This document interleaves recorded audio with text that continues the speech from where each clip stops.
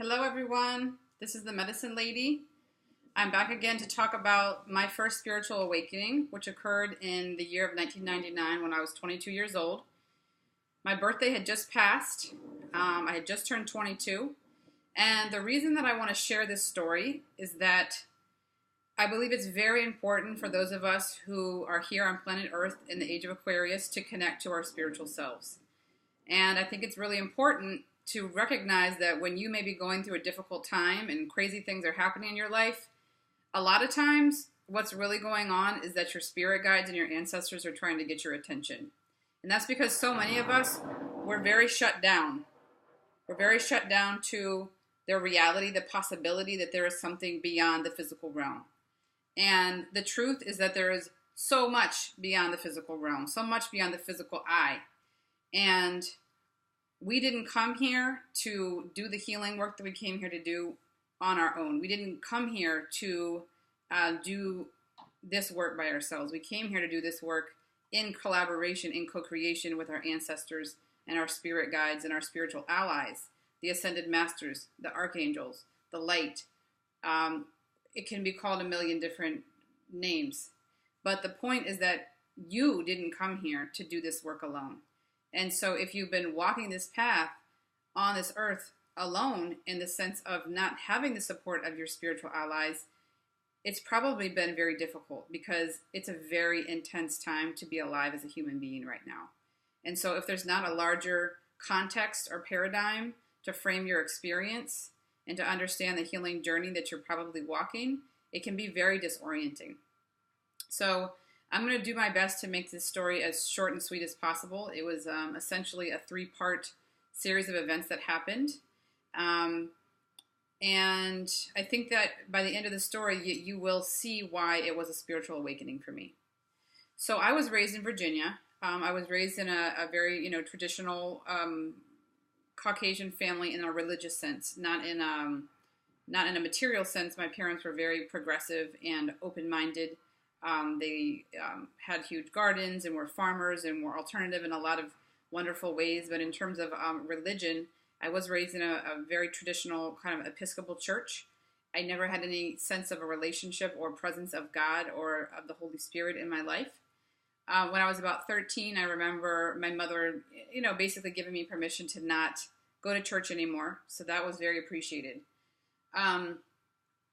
So when I was 21, I was given the great opportunity to study abroad, and I went to Central America, and there was a young man on my program whose name was Brian.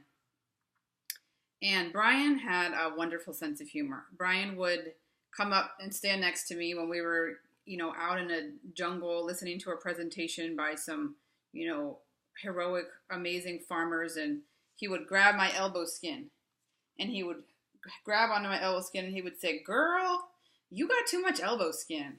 And, we would joke around and I would say, "Get off me, leave me alone." And we would play around. He was a good friend.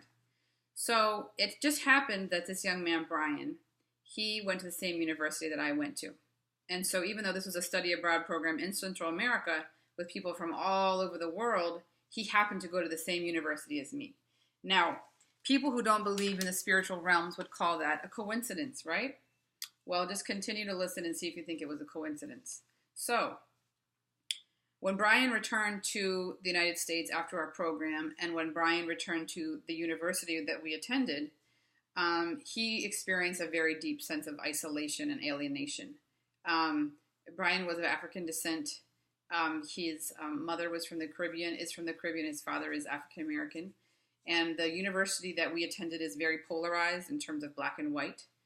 There's a huge separation. There's very little intermingling. And so Brian had been raised in a largely white community. And when he came to the university that we attended, he really connected with a lot of the African-American black students there. And that was a really powerful experience for him. But so when he came back from his study abroad program, it was difficult for him because he didn't go to Africa. He didn't go to West Africa. He went to Central America and he went to Mexico. And in fact, before he had come in our study abroad program to Central America, he had been in Mexico and had a life-changing experience for 3.5 months. So he was really outside of this country for 7 months. And it was a very profound experience for him. It was very spiritual. It was very beautiful. He was a very profound person. And so when he returned to the United States, a culture that's very, very polarized and very separated from our spiritual reality, our spiritual selves, it was very traumatic for him. And it was very traumatic coming back to a peer group that was unable to connect with his experience because it was a very Afrocentric peer group that he had, and he hadn't been in Africa. So I think I'm sharing that for a reason, to bring understanding to that particular issue. But at any rate, so as the year went on, things got harder and harder for Brian. Things got more and more difficult, and pretty much our last week of school, he dropped out of college and came to stay with his mother. And our last week of classes, he jumped off of a skyscraper hotel and took his life. And my West African drum was in the trunk of his car, which was parked outside of the hotel when he did that. So that was on a Tuesday, and on a Thursday, which was our last day of classes, I got a call from a good friend of his asking me would I be home later. So his friend, James, stopped by to give me the news. And I knew when I heard James's voice that morning that something wasn't right. So I was somewhat prepared for what I heard that evening. But it really didn't hit me. It didn't hit me for about 24 hours. But so when I went back up to my apartment that I was living in, my dorm room, I had been playing a tape, a cassette tape, an old cassette tape that Brian had made for me. And Brian had made me that cassette tape because it was all these old, like Caribbean reggae songs, like they call them souls, like old school, kind of like romantic songs. Brian and I were like brother and sister, but he knew I liked that music, so he had made this tape for me. Well, from the moment that I received the news about Brian, the moment that I went downstairs that day, ever since then, that cassette tape has been blank. The music was erased from the moment that I heard that information. So the following day was Friday. My classes were over for university. It was my fourth year. My final year as a senior. And I drove back home to where my family lived. And on the way back home, I was overcome with grief. And I began to cry and sob, and I started crying uncontrollably. And I really couldn't stop crying for a good 24, 48 hours. So the following day, my sister asked if I would please accompany her to a special ceremony at her school. She had been invited to attend, and it would mean a lot to her if I would attend. And so even though I was in this devastated place, I decided to go. So we arrive at her campus, and we go visit a friend of hers before the ceremony begins, and we're seated there on the floor of the friend's house in the living room, and I'm sitting in the middle, my sister to the left, her friend to the right. We're looking at a photography book of women that my sister had made, a beautiful, profound book. And all of a sudden, I realized that this woman, who I don't know, who I just met, is doing the same thing to my elbow skin that Brian used to do. And all I can say is that this is the first time anything like this ever happened to me. And so it was almost like I was like in the Twilight Zone. Like I knew immediately what was going on, but because it was such a new experience, I didn't know how to respond to it. So within probably 20 seconds or so, I can't be sure because time seemed to stop. I burst into tears because I knew that it was Brian. I knew Brian was there in spirit form, that he had come to comfort me because I was so devastated. And so I asked the young woman who I had just met if she knew she had been doing that or if she had ever done that before, and she had no consciousness of doing that.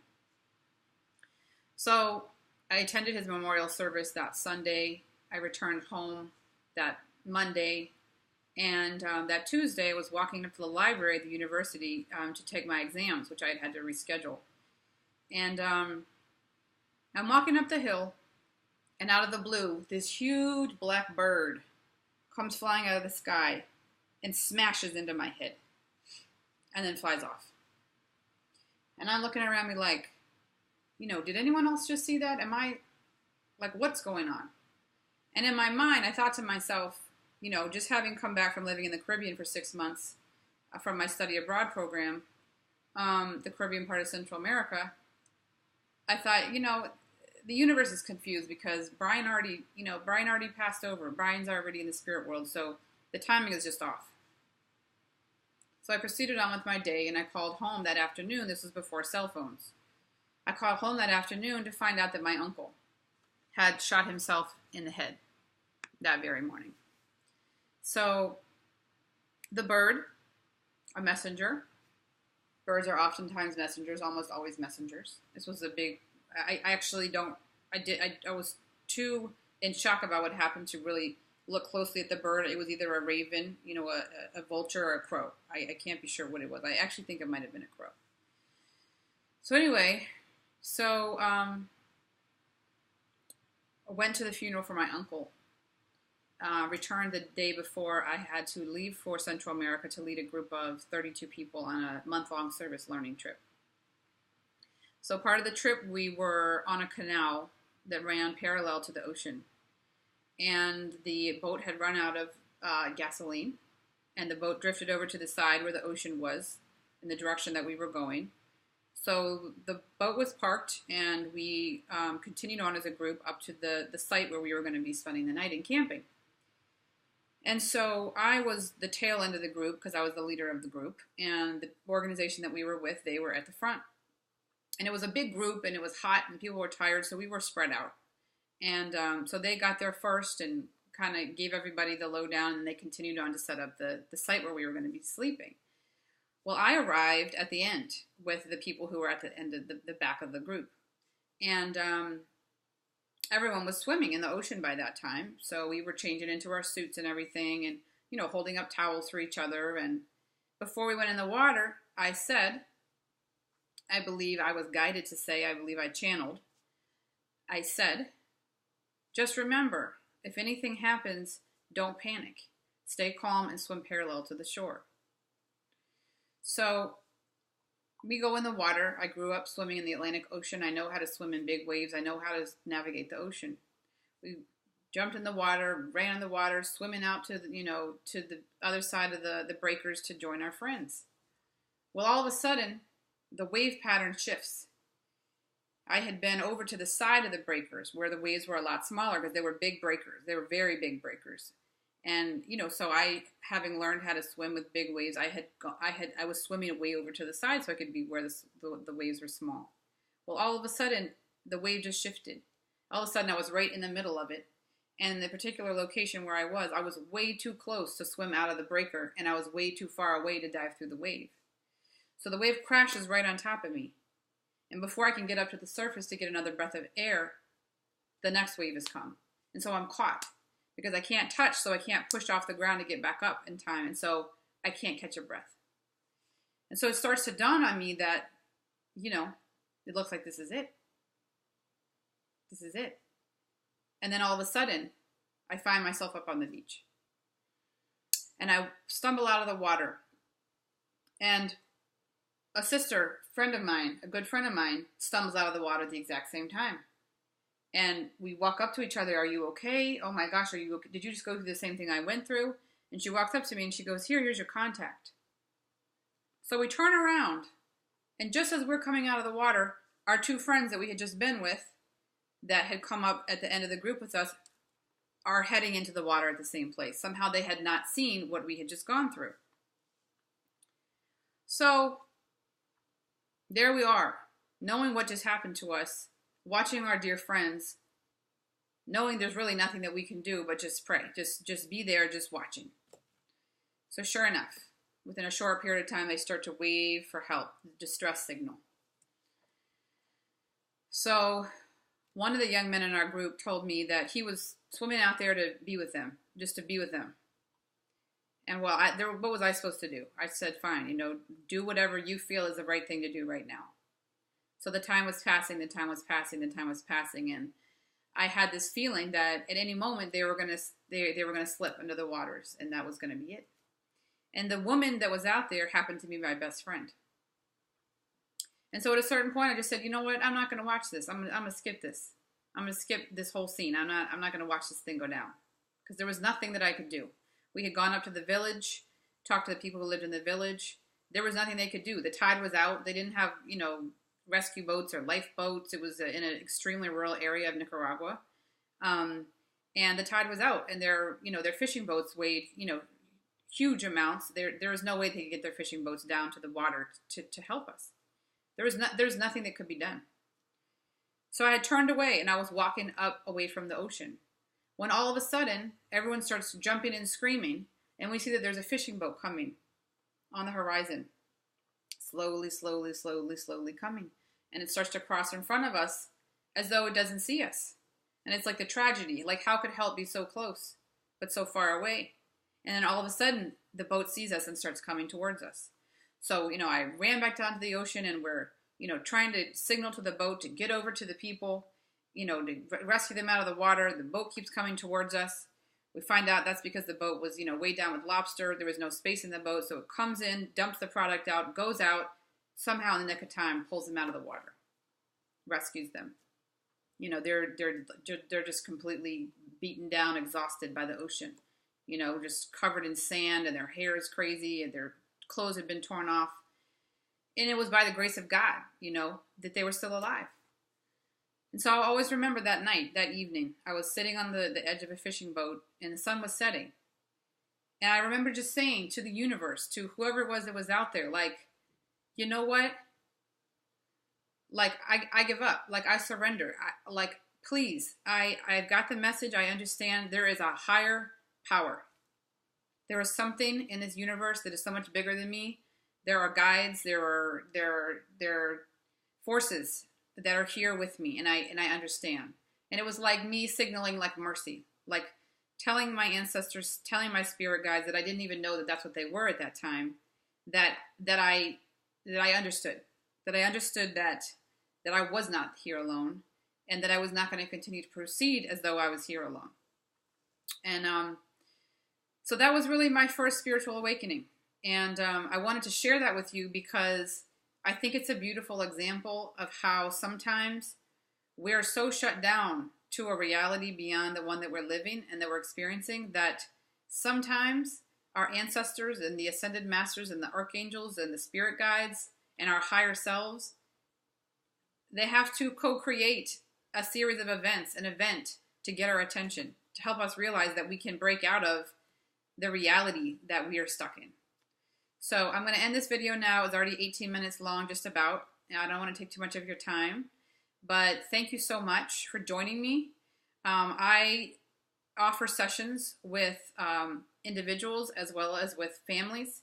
I was a highly sensitive child growing up. I have a highly sensitive child. It's one of the areas of expertise that I work in. I also offer individual sessions with people who are wanting to understand two things. One, their spiritual gifts, where they are in their spiritual birthing process. Oftentimes, when you are called to watch a video like this, it's because there is a part of you that is calling out for you to connect. There is a higher part of you, a higher self, a spiritual aspect to your being that wants to connect with you consciously.